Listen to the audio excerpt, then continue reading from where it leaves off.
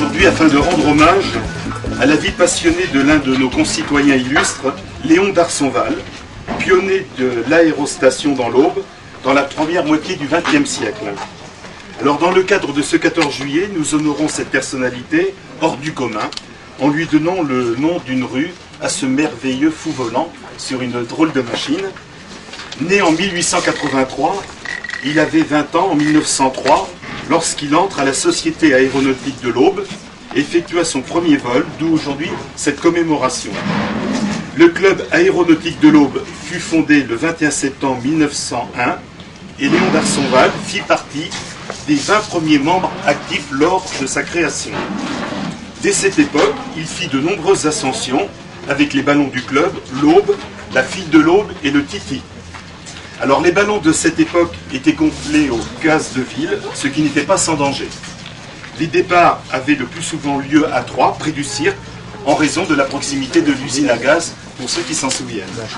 Alors Sainte-Savine a eu le privilège, le 2 juillet 1911, de connaître un de ces événements sur la place de l'église. Léon d'Arsonval n'aura de cesse, durant toute son existence, de voler en ballon, battre des records de distance, de promouvoir cette passion en formant nombre de pilotes et d'écrire un livre édité en 1936, référence en la matière, l'aéronautique dans le département de l'Aube du XVIIIe siècle à nos jours, ouvrage très rare. Il parcourut lors de ses vols 4918 km, ce qui est considérable. Il réalise entre deux guerres de longs parcours. Le 15 août 1931, le ballon l'Aube remporte pour la première fois la Coupe des mines de Béthune. C'est le record français de distance pour ballon libre en l'année 1931 et celui de l'aéroclub de l'Aube depuis sa fondation.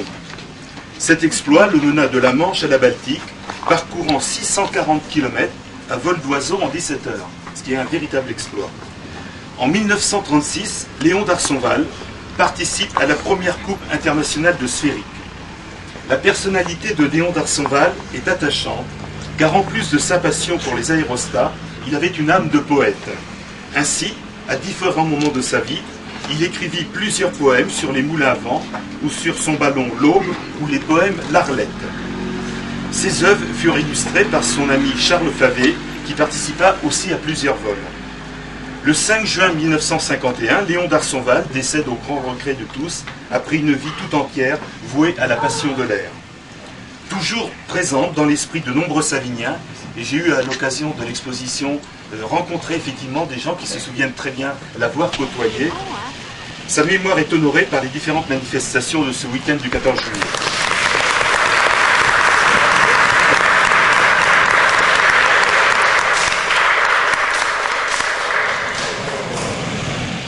C'est de l'air chaud.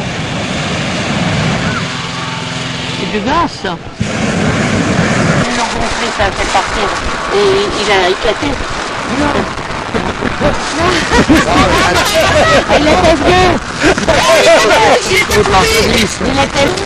Il avait une voyage.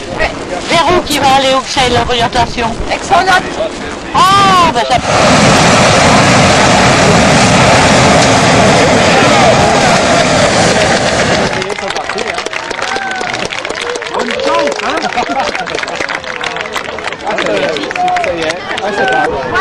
Et oh, le chapeau jaune.